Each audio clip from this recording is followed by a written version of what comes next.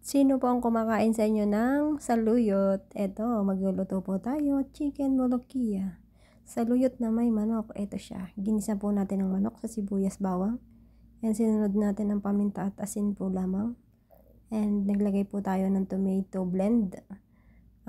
Frozen po ang ating tomato blend kasi overripe na po yung mga tomato natin. Kaya binilend ko natin, nilagay ko sa freezer, kaya po siya frozen. And nagsunod, naglagay na rin po tayo ng tubig na mainit. And ito po yung molokhia or saluyot.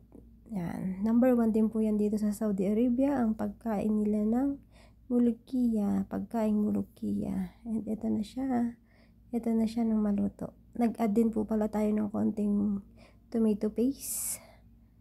And yan po yung itsura niya. Masarap po siya. Kung kayo mahilig sa saluyot, try nyo po. Saluyot na may manok. And eto na, luto na siya.